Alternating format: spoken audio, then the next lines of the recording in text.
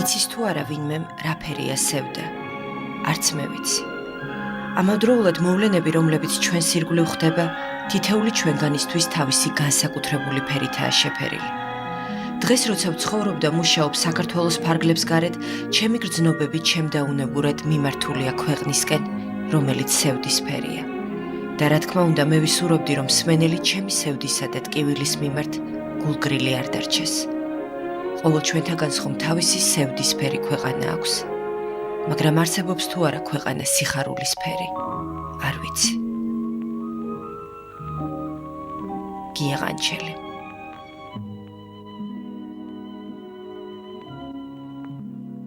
მე როდესაც მარტო ვარ ჩემ თავთან, ვარ სევდიანი. უფრო სევდიანი. ვიდრე ხალისიანი.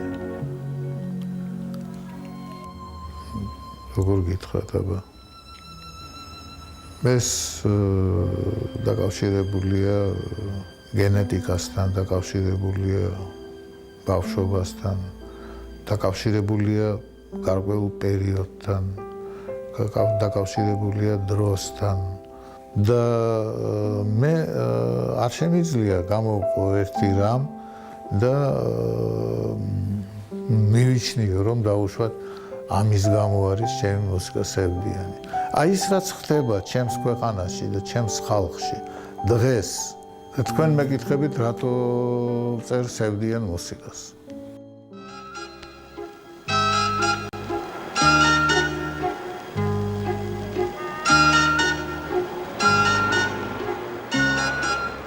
იგი ახლა წინაპრების სახლს მხოლოდ დრო და დრო სტუმრობს. უკვე 17 წელია უცხოეთშია.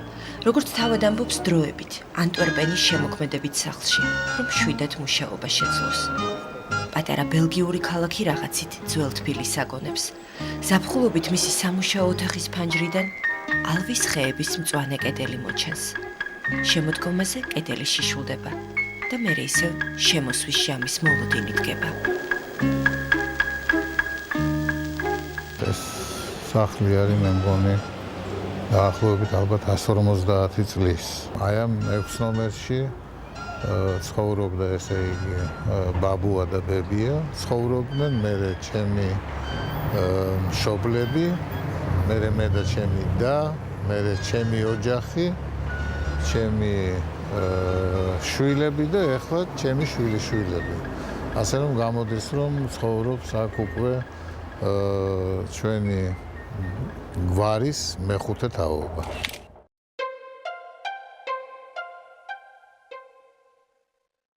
ზუსტად ისეა, როგორც ძველ ფოტოში. კადრი ჩერდება და მერე ყველა და ყველაფერი ისევ თავისი გზით მიდის. მეხუთე თაობა ტოვსტონოგოვის ქუჩაზე წელიწადში მხოლოდ რამდენჯერმე იკრიბება. მაშინ ძველი სახლი ახალ ცხოვრებას იწყებს.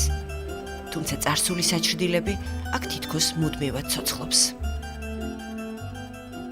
აი ეს კუთხე, სადაც არის დედას ფოტო, გადაღებული ჩემი სკოლის მეგობრის მიერ, როდესაც ვიყავით მგონი მეხუთე კლასში. ეს ჯვარი ზევით არის დედას ჯვარი. დედა კათოლიკი იყო, რითაც მე ვამაყობ და დედაჩემის დედის, ესე იგი ბებიაჩემის სამაჯურები, მისი კაბის სამაჯურები ჩავსვი ჩარჩოში. ოთახის კუთხეში ძველი პიანინო დგას, სტენვეი. ისე მოხდა, რომ გია ყანჩელს თბილისში სერიოზულ ოპუსებზე არასდროს უმუშავია. თუმცა მისი ყველა კინოთეატრალური მუსიკა სწორედ ამ პიანინოსთან დაიწერა. ეს პიანინო მე შევიძინე, ერთ-ერთი ჩემი მოგზაურობის დროს რიგაში. მაგრამ პიანინო, რომელზედაც მე დავიწყე აი ბავშვობიდან, დიდ ოთახშია. მასზე უკვე დაკვრა შეუძლებელია, მაგრამ ის ჩემთვის მაინც ძვირფასია. აქ ისწავლეთ დაკვრა. დიახ, აი სულ ანამ მუსიკალურ სკოლაში მიმიღებდნენ ამ ინსტრუმენტზე სმენით უკრავდი რაღაც თემებს. საერთოდ არაფრის დაკვრა არ მიყვარდა და ეს ჩემთვის დიდი ტანჯვა იყო. ალბათ მივეკუთვნებოდი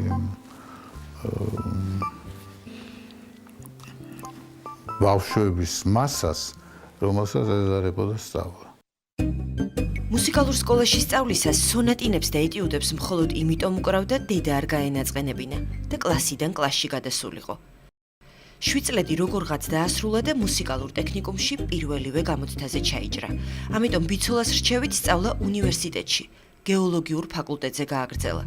თუმცა საკმარისი აღმოჩნდა პირველივე პრაქტიკა თაკარას სიცხეში, რომ ახალგაზრდა გეოლოგს შემთხვევით არჩეული პროფესია სამუდამოდ დაევიწყებინა. კი ეს გაჩნდა სხვათა შორის ქუთაისში, როდესაც პრაქტიკაზე წაგვიყვანეს და როდესაც სიცხეში აი ამ ჩანთით, რომელშიაც უნდა მქონოდა ჩაქუჩი და სხვა რაღაც ნივთები საჭირო, დაახლოებით 8 კილომეტრი გავიარეთ ფეხით. მე ამ ჩანთაში უნდა აღმოჩენილიყო ქანები, დაახლოებით ალბათ 4 კილოგრამი რაღაც ქანები და მე ეს 8 კილომეტრი უნდა გამოგვევლო უკან. აი მაშინ ავიღე ქაღალდი და ფანქარი და ჩამოვწერე ყველა სპეციალობა, რომელიც არ მოითხოვს სიარულს. და ერთ-ერთი სპეციალობა აღმოჩნდა ისევ მუსიკოსობა.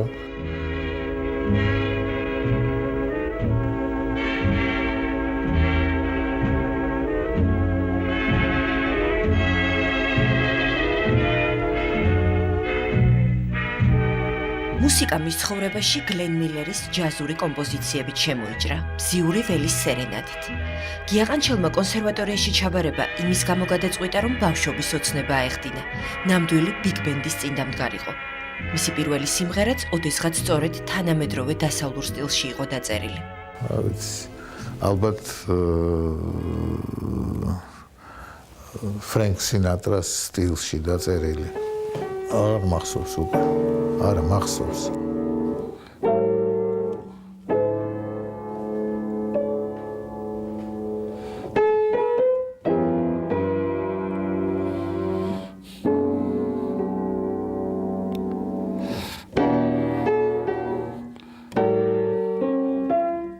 აი ეს სიმღერა იყო.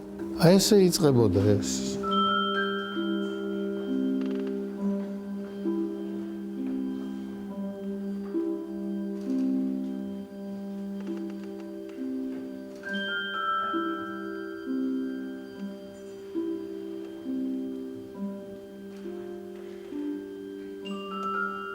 საერთოდ უნდა გითხრათ, რომ იმის მერე რაც იქნება შედარებით შთარი მუსიკა, არავითარი პრობლემები არ იქნება ხვალმე დარწმუნებული.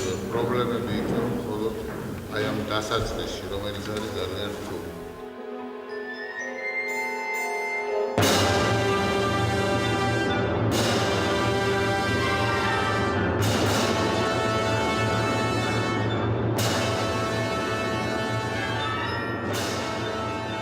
ჯაზით გატაცებას კონსერვატორიაში სწავლისას მისთვის აქამდე უცნობი სიმფონიური მუსიკის სამყარო დაემატა, თანდათანობით და შერჩევით. ბახთან და შუბერტთან ერთად ყანჩელმა სტრავინსკი, ვებერნი, პიერ ბულეზი და შტოკჰაუზენი აღმოაჩინა. რაღაც შეითვისა და რაღაც მისთვის კვლავ ფარდის მიღმა დარჩა. შესაძლოა ეს ყველაფერი, რომ აკადემიური ნორმების შესაბამისად მომხდარიყო, ოდესმე სულ სხვაგვარი მუსიკა დაეწერა. მაგრამ იქნება ამის წყალობითაც ყანჩელი ტრადიციული მუსიკის ფორმების გავლენას სამუდამოდ ასდა. თუმცა მაშინ მისი მხოლოდ რამდენიმე ადამიანს ესმოდა.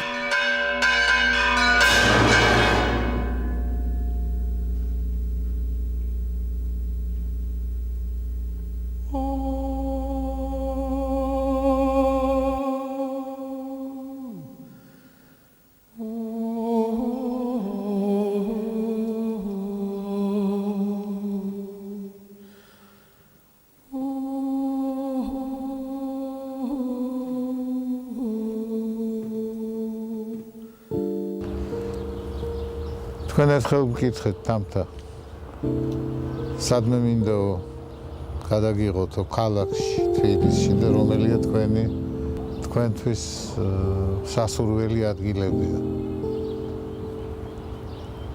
ალბათ ჩემთვის დღეს სასურველი ადგილია ეს პანთეონი ჩემი ჯანსუღის საფლავი და აქვე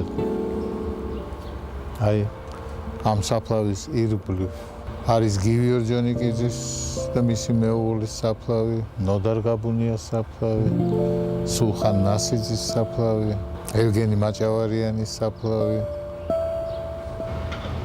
ძალიან სამწუხაროა რომ შეიძლება თბილისში აღარ დამჭა ისეთი კუთხეები, სადაც მე მოვინდომებდი, რომ ჩემთვის გადაგეღოთ. მაგრამ მოხდა ისე და უკვე მივაღწიე ისეთ ასაკს, რომ აღარ ამყავს ეს ჩემი უახლოესი მეგობრები და აი დღეს აქ ვარ და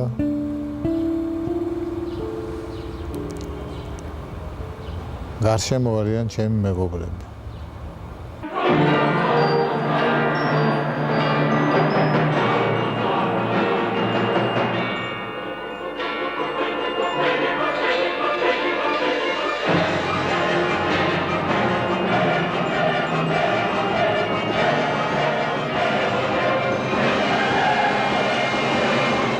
პირველი გენიალური პიროვნება, რომელიც მე ცხოვრებაში შემხვდა, იყო ჯანსუღ ბახიძე. საერთოდ მიმაჩნია, რომ ჯანსუღი არ შემხედროდა მე ამ შემოქმედებით სარბიელზე და რაღაც მომხდარიყო ისე, რომ არ გამხდარიყავი ახლო მეგობრები. მე ეს შემოქმედება, რომელიც დღეს მაქვს, არ მექნებოდა. რაღაცა მექნებოდა, განსხვავებული, სულ სხვა. შეიძლება არც გამჩენოდა სურვილი დამეწყო სიმფონიურ ჟანრში მოღვაწეობა. ეს ყველაფერი დაკავშირებული იყო ჩემს ურთიერთობაზე ჯანსუღთან. დღეს, როდესაც ჯანსუღი აღარ არის, ყველაფერს, რასაც ვაკეთებ მისთვის. წარმოდგენილი მყავს სადირიჟორო პულტთან ის.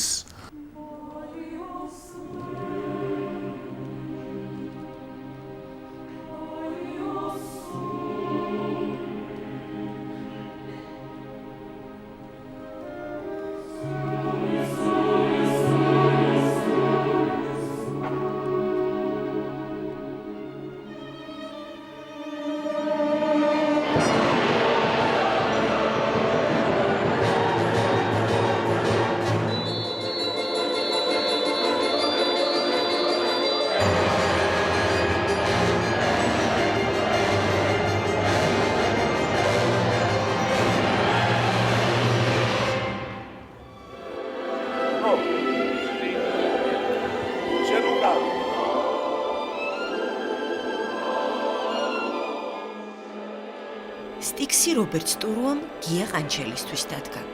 სპექტაკლი, სადაც სიტყვებს მხოლოდ მუსიკა და პლასტიკა ცვლის.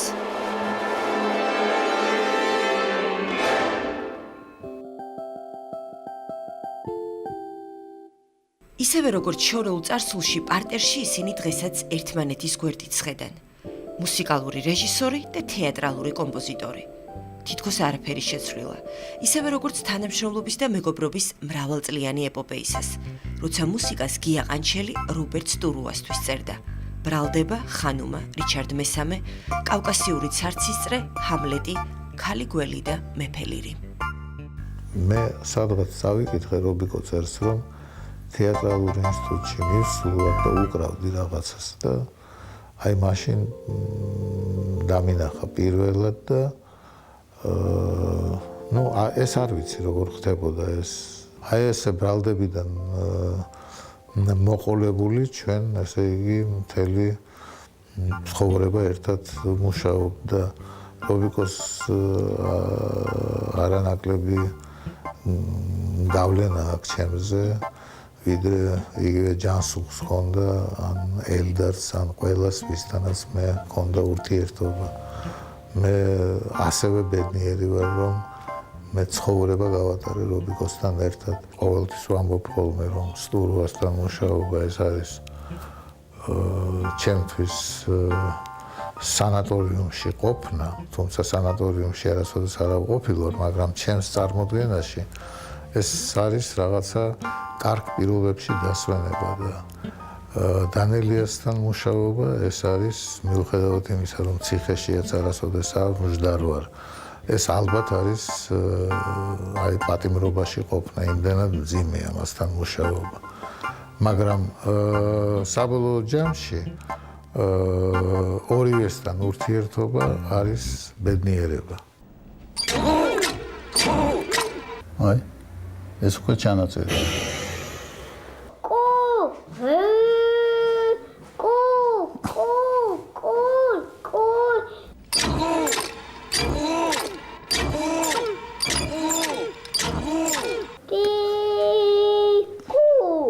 ეს დანელიასთვის გავაკეთე. მე გაუგზავნე. კიო.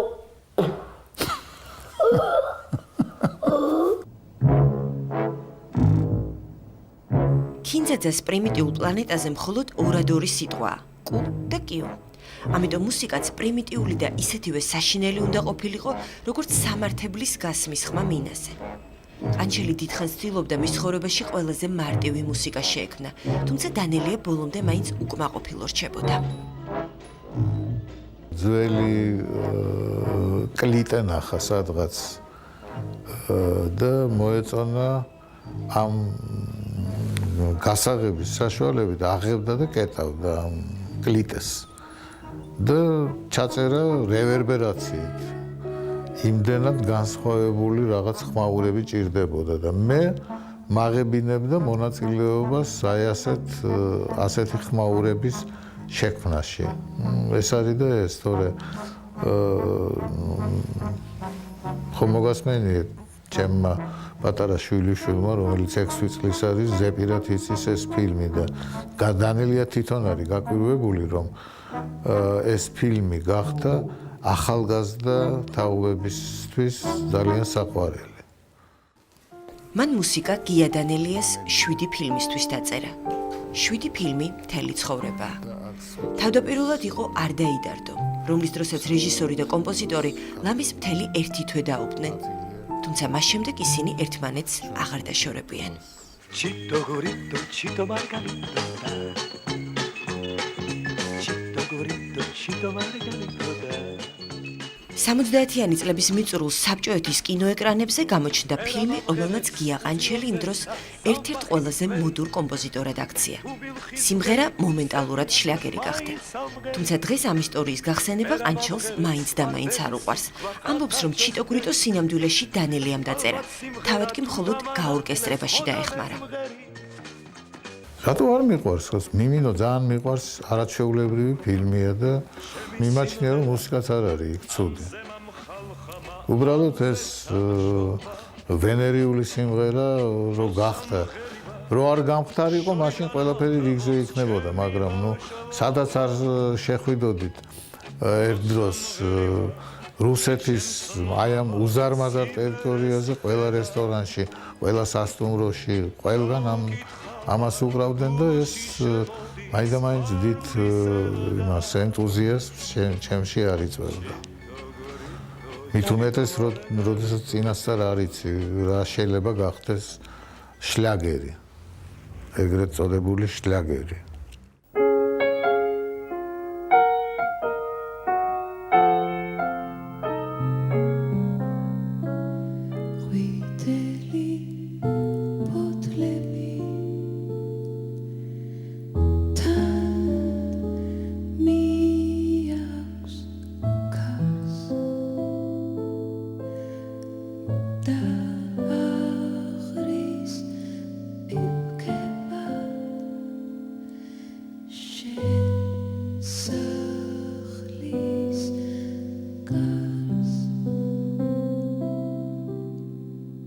ასე იქცა ერთი შეხედვით მარტივი მელოდია ცნობილი კინოფილმიდან ერთ-ერთ ყველაზე პოპულარულ სიმღერად.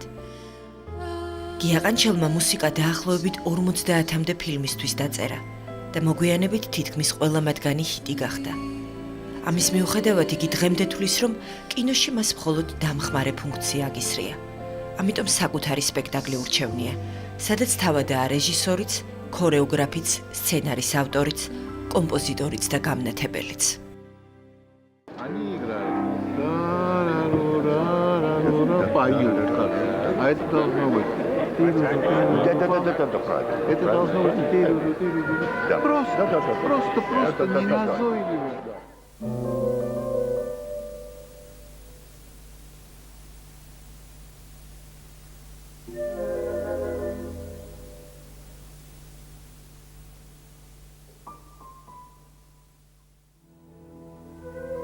ეს გიაყანჩელი სამყაროა. ერთი შეხედვით მარტივი და ამოდროულად იმდენად რთული, რომ მისი გაგება ბევრს უჭირს. შესაძლოა ამის გამოც საბჭოეთში გამუდმებით აკრიტიკებდნენ. საქართველოში მას კოსმოპოლიტიზმსა და ეროვნული ფასეულობების უარყოფაში სდებდნენ ბრალს. უმცირესობაში იყო კომპოზიტორთა კავშირშიც, სადაც გამუდმებით უხდებოდა მკვირალა პატრიოტებისა და ხელოვნებაში ეთნოგრაფიული საზღვრების დამცველთა გაუთავებელი შეტევების მოგერიება. და ეს სწორედ იმ დროს, როცა ზოგიერთი დასავლელი კრიტიკოსი მის შემოქმედებაში ქართული ფოლკლორის ელემენტებს ხედავდა, რაც მას სინამდვილეში საკუთარი მრწამსის გამო არასოდეს გამოუყენებია. ამბობს, რომ იმდენად დიდ პატივს სცემდა ქართულ ხალხურ პოლიფონიას, საკუთარ ნაწარმოებებში მის გამოყენებას ვერასოდეს გაბედავდა. საერთოდ ყოველთვის გაყოფილი იყო, როგორც ყველაფერია ჩვენთან გაყოფილი. ქართული ტრადიციების მიმდევრებზე და ქართული ტრადიციების უარყოფლებზე მე რა თქმა უნდა ვიყავი უარყოფელი. მთელი ეს ჩვენი ჯგუფი იყო მეორე ჯგუფი. ხალხ მრავალი, ну დაუშვათ თუ იყო 100 წევრი კომპოზიტორთა კავშირში, ხო? 80 იყო ჩვენს წინააღმდეგ. ну დაახლოებით 10-15 ვიყავით ჩვენ. ის იყო მე არ მინდა ახლა მათი გვარების დასახელებმა. ამიტომ როდესაც აი ჩემმა თაობამ შემოაბიჯა პროფესიულ მუსიკაში, საკმაოდ დიდი წინააღმდეგობა შეხვდა. მართალია, ბევრზე ეს მოქმედებდა. ჩემში ეს ღიმილს იწვევდა ყოველთვის. ვინაიდან მე მიმაჩნდა და მიმაჩნია, რომ ყველაფრის გადამწყვეტი არის ინდივიდუალობის ხარისხი ხელოვნებაში.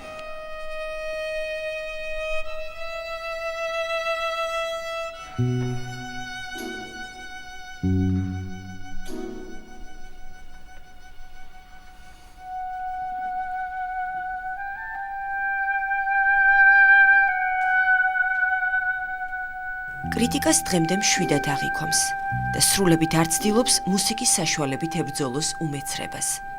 იგი მას დუმილს უპირისპირებს, უარყოფით ემოციებს სიმშვიდეს და მორჩილებას, ხმაურიან გარემოს ჟღერადობას, რომელიც სიჩუმის ზღვარს უახლოვდება, უახლეს ტექნოლოგიებს მაქსიმალურად გამარტივებულ მუსიკალურ ენას პატრიოტიზმის ეგზალტირებულ გამოვლინებებს, მითების განდიდებასა და რელიგიურ ფანატიზმს, მძაფრ დინამიურ კონტრასტებს. ამბობს, რომ სანოტო ქაღალდზე დატანილი ნიშნების გარდა პროტესტის სხვა ფორმა არ გააჩნია. თუმცა იქნებ ეს არც არის პროტესტი. გია ყანჩელი თვლის, რომ მუსიკა მისი აბსტრაქტული ბუნების გამო განსხვავებული სუბსტანციაა და ამიტომ ტკივილს, სიხარულს, სილამაზეს, სიკეთეს ან ბოროტებას მარადიულ, უსასრულო დროში უნდა ასახავდეს.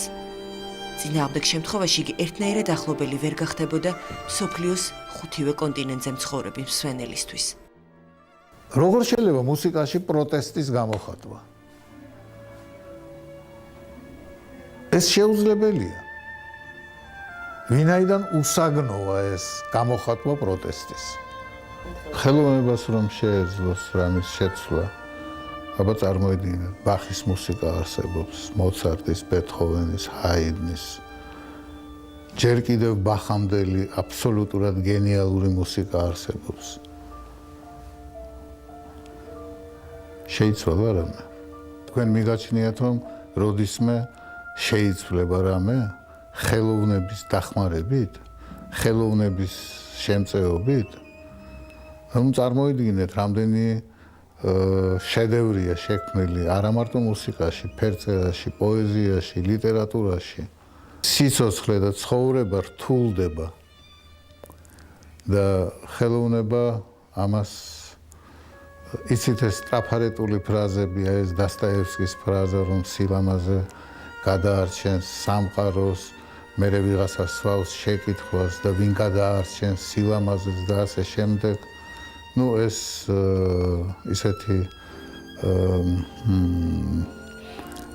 ისეთი პოპულისტური ფრაზებია, რომლებიც ძალიან კარგია რომ არსებობენ, მაგრამ მე პირადად შედეგს ვერ ვგრძნობ, ვერ ვხედავ.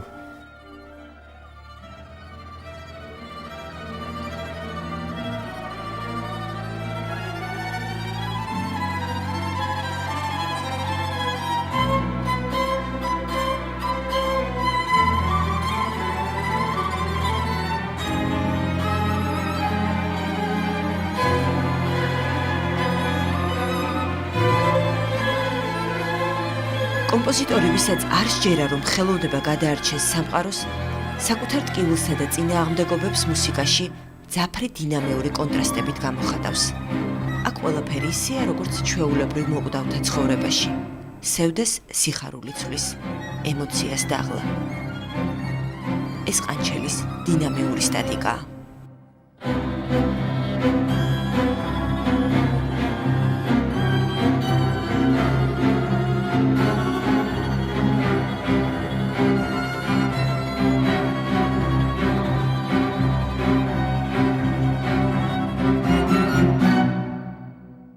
არ ვიცი რა არის ხელოვნების მისია. მე ალბათ იმიტომ ვწერ, რომ სხვა რამის გაკეთება არ შემიძლია. ეს არის ჩემი სპეციალობა, მიყვარს ჩემი სპეციალობა, მაგრამ თქვენ რომ იცოდეთ როგორ ტანჯვასთან არის დაკავშირებული ჩემი შრომა, მაშინ გაგიკვირდებათ კიდევაც, რატომ ვამბობ, რომ მიყვარს მე ეს. მაგრამ ალბათ ამაშია საქმე, რომ ის რაც გიყვარს, მას მოაქვს წამება და ტანჯვა.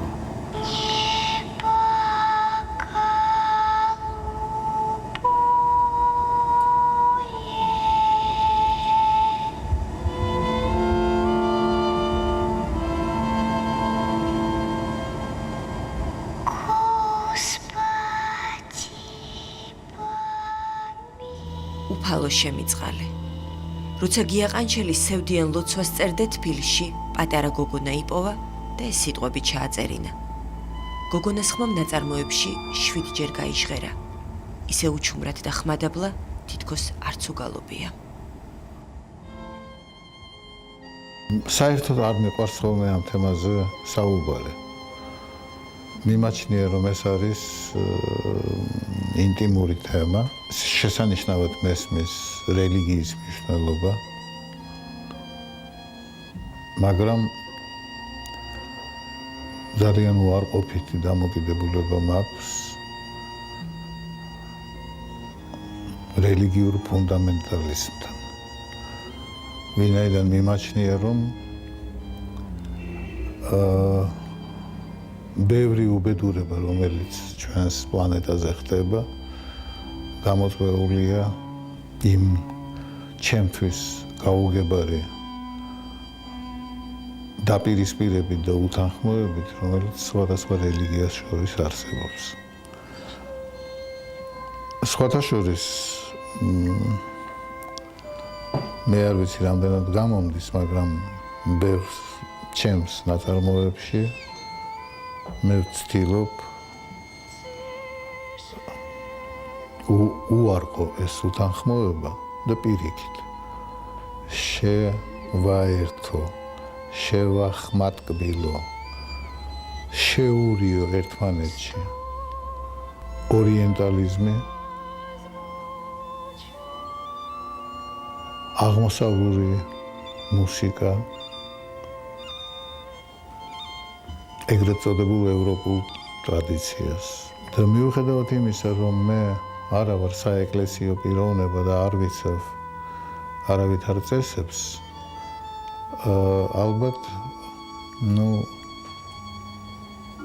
ალბათ საკმარისი იქნება ვინმე პიროვნებისათვის თუ ის მოისმენს ჩემს მუსიკას, რომ მიხვდეს, რომ მე წამს.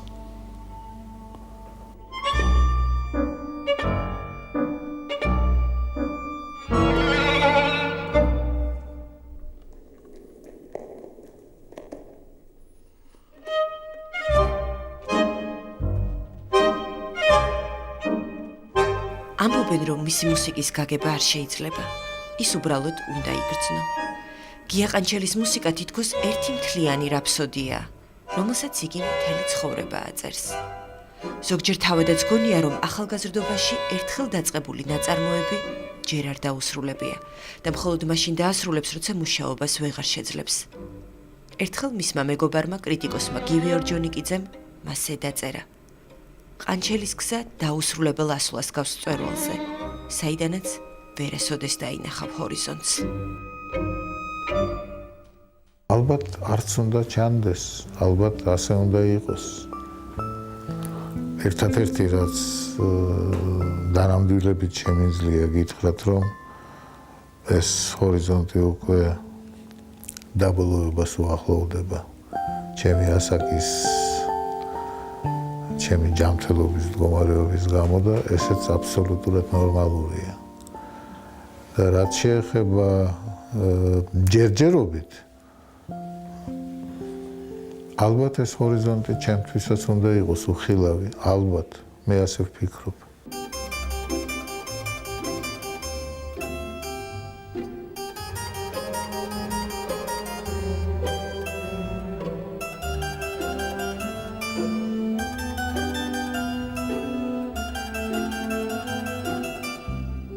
ამბობს, რომ იმ დროს უნდა დაბადებულიყო, როცა გაჩნდა პირველი ავტომობილები. თუმცა ჯერ კიდევ არსებობდა ეკიპაჟები, ფაეტონები, კებები, ყველაფერი ერთად. შესაძლოა მაშინ ცხოვრებაც ყანჩელის მუსიკას გავდა. ერთი შეხედვით მარტივი იყო და სინამდვილეში კიდევ უფრო რთული. დღეს იგი ცხოვრობს იქ, სადაც ავტომობილები უთმობენ გზას ადამიანებს. ეს გია ყანჩელის ხუმრობაა. ოდესმე სამუდამოდ დაბრუნდება.